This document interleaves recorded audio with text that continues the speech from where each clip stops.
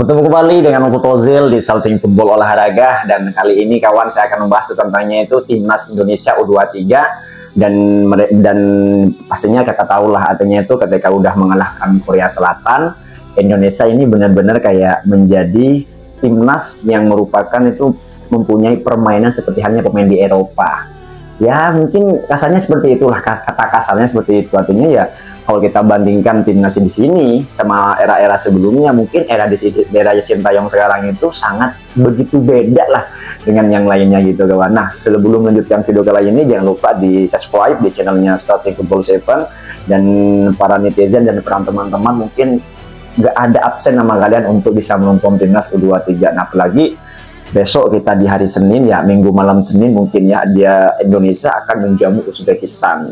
Nah, saya akan membahas Indonesia di sini ketika melawan Korsel dulu.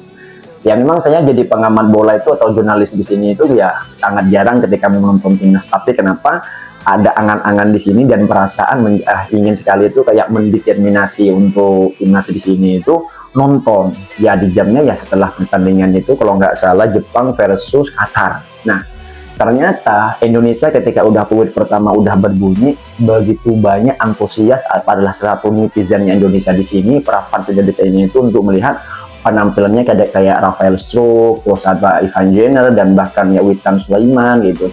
Nah, ketika peluit udah berbunyi, ternyata Indonesia ini ya tidak merasakan namanya tekanan dari pemain Korsel. Hebatnya itu. Nah, Sintayong di sini itu ketika udah ada Ijes ya, pemain Belanda yang udah kembali lagi, yaitu dia posisinya di MS, saya lupa namanya itu. Jadi Indonesia itu benar-benar kayak menguasai permainan, dan juga ya statistik dari Sintayong ini sangat berguna sekali ketika melawan Korsel. Artinya tahu sinilah Sintayong orang Korea Selatan melawan negaranya sendiri, sedangkan Indonesia di sini dilatih oleh orang Korea Selatan. Ya automatically kalau kita review kembali, memang dulu Sintayong mendapatkan cacian yang begitu menjijikkan, yaitu ketika ada lemparan telur, dan dia berpisah dengan Korea Selatan ketika itu mungkin tahun 2018-2019 ya. Itu mungkin balasan bagi Korea Selatan ketika membawa nama besar NKRI di sini, Indonesia ini masuk ke semifinal Piala Asia U23. Dan saya paling salut ketika penampilan dan duetnya Marcelino Ferdinand, itu yang paling utama menurut saya itu, karena pemain ini sih keren banget ya.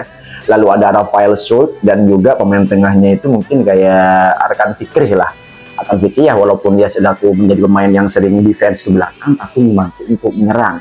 Dan gol pertama tercipta mungkin ya ketika udah ada golnya Korsel yang dianulir gara-gara dia offside, itu golnya sangat luar biasa loh. Saya suka golnya itu Rafael Struijk itu, karena kalau kita pernah bermain PES ini, itu namanya itu ya kenako tapi bentuknya flashing dalam, dan itu sulit dihalau oleh kipernya Korea Selatan. Nah, mungkin gol pembuka timnas Indonesia ini menunjukkan bahwasanya timnas Garuda di sini punya kualitas. Bukan berarti permain naturalisasi di Indonesia di sini sekarang yang bergabungan dengan lokal itu bukan tidak sepadan atau tidak cocok dengan permainan Sintayong, tidak begitu. Memang kalau kita mau kembali ke masa lalu, ya banyak pemain timnas yang hebat-hebat, bukan berarti yang pemainan sekarang itu lebih hebat dari sebelumnya. Cuman ini pertandingan yang sangat penting dan pertandingan yang sangat perlu kita teliti lebih dalam lagi, karena Sintayong di sini itu ya selalu mengotak-atik permainan mereka ya, termasuk dari pemain-pemain lokal dan mainnya dari naturalisasi itu masuk. Kenapa? Untuk cocok. Kalau misalnya kayak menguji kehebatan Sintayong, itu caranya bukan ketika kalian tuh bermain dengan berkompetisi di Piala Asia. Kalau free match itu boleh kita menguji si kehebatan Sintayong. Itulah mungkin ada beberapa jurnalis berkomentar seperti itu. Kayak laga persahabatan itu boleh kalau menguji kehebatan statistik dari Sintayong. Tapi ini kan laga penting, ketika penting perempat final dan munculnya Korsel di sini ya, kita mengeluarkan pemain ya bukan pemain yang bentuk yang tidak mempunyai level. Karena apa? Ketika udah pemain Belanda itu udah kembali lagi ya, Ivan Jenner udah betul-betul siap, kayak Ijes itu sudah mulai udah hadir di situ, udah balik lagi ke mana itu ke Timur Tengah, dan bahkan Rafael Struijk di sini tuh betul menunjukkan striker yang betul mumpuni, artinya itu punya pengalaman besar. Karena ya banyak pemain di sini yang Pratama Arhan bermain di Asia dan bahkan di Eropa. Kenapa ya? Pengalaman di Eropa di situ ya bisa dibawa ke Indonesia di sini itu untuk mengembangkan pemain yang lainnya.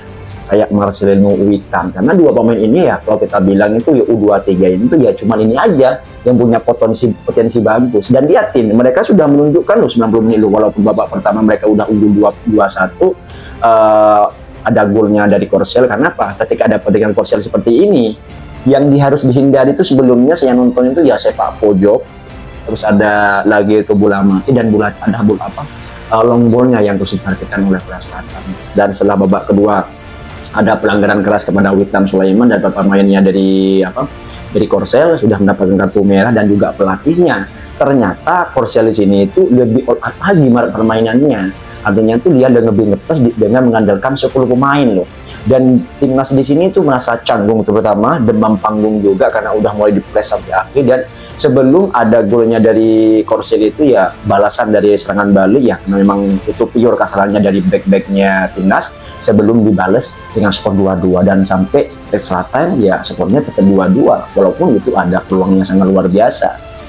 Nah kawan, nah ini ibaratkan ya kalau laga penting nggak mungkin kita harus mengandalkan ya 7 Ronaldo untuk bisa menjuarai namanya itu kayak Piala Asia lah, nggak ada ceritanya. Memang ya kekompakatan yang dibutuhkan, karena porsi pemain yang dibutuhkan oleh Sintayong di sini ya dengan sesuai posisinya. Nah di situ memang ketika udah Ize sudah balik dari Belanda ke Arab Saudi ya, kita nggak bisa ngujinya di situ, karena itu laga penting. Betul, saya cocok dengan perkataannya Coach Justin, karena laga penting itu ya kita nggak boleh main-main, nggak ada uji coba ada seperti ini. Karena kalau saya bilang jurnalis yang sekarang lagi viral itu kayak Bung Towel itu kayaknya mempunyai dendam privasi mungkin kayak ke PSSI, atau tidak suka dengan pendapatnya Sintayong ketika mendatangkan naturalisasi dan membiarkan pemain lokal tidak main. Itu ukurannya bukan segitu kawan menurut saya ya. Karena ya ketika pemain naturalisasi itu ya mempunyai pengalaman lebih di Eropa, sedangkan yang lokal itu hanya membuat dukung Liga BRI itu lebih maju lagi agar bisa berkembang. Ya gimana caranya? Ya bermainlah keluar. Karena kayak Pratama Arhan juga mainnya di Asia banyak kok, dan bahkan pemain Korsel itu ada yang bermain di Korea Selatan, ada timnas buatnya, ada yang bermain dengan di Liga Korsel. Nah ini buktinya apa? Dan sekarang timnas 23 ini akan bertemu dengan Uzbekistan. Nah Uzbekistan ini sudah menjajal, sudah menaklukkan Arab Saudi dengan skor 2-0 ya, dimana itu juara bertahan Arab Saudi di tahun-tahun sebelumnya. Dan ini ada salah satu prestasi pertama sejarah Sintayong membawa timnas U23 masuk ke semifinal, dan itu kita harus apresiasi. Jangankan juara, masuk ke final saja walaupun tidak juara di situ ya salah satu prestasi Sintayong pertama kalinya membawa U23 di sini untuk masuk ke Piala Asia. Dan ya musuhnya tahu sih ada Jepang, ada Korsel, dan bahkan Arab Saudi, dan bahkan Irak dan yang lainnya. Nah di sini ya saya akan dukung terus ya, akan pepet terus ya berita-berita yang sangat baik dengan timnas Indonesia dan Sintayong. Saya terima kasih untuk Sintayong ya, karena beliau telah memberikan perubahan besar bagi negara Indonesia dan bahkan di dunia sepak bola, karena olahraga terbesar di dunia. Membawa timnas maju ke semifinal itu salah satu prestasinya Sintayong lah untuk Indonesia. Kami sangat bangga dengan Sintayong dan kata titik, dan tentu pemain naturalisasi yang sudah memberikan segalanya buat Indonesia. Dan untuk kalian yang lagi deg-degan yang senam jantung, berhenti dulu senam jantungnya, nanti ketemu Uzbekistan kita senam jantung lagi. Ya walaupun ada kayak Arkan Fikri dan juga ada Hapner ya pelatih sebelum diulangi, memang leg 2 ini bikin kita deg-degan yang hampir kita membuat tidak lolos ke semifinal kan. Cuman ya ketika finishingnya Pratama Arhan dan juga ada model seperti hanya kayak Hernando ya sama kayak Emi Martinez yang sempat goyang-goyang juga tuh kiper ya ketika melihat dan pemain Korsel tidak masuk penalti. Sebelum finishingnya itu ada Pratama Arhan ya. Aduh kawan, artinya apa? Indonesia betul-betul sangat luar biasa lah menurut saya itu. Kalau misalnya banyak jurnalis mengatakan sedang ini itu, nyatanya PSSI ketika dipegang Erick Thohir itu lebih luar biasa dari pemimpin sebelum-sebelumnya. Dalam komentar kawan, PSSI terus Erick Thohir dan juga Sintayong salah satu kebanggaan kita semua. Semoga beliau diberikan panjang umur dan berharap Indonesia versus Uzbekistan di sini akan lolos ke final Piala Asia U23 di Qatar. Salam olahraga dan salam starting football.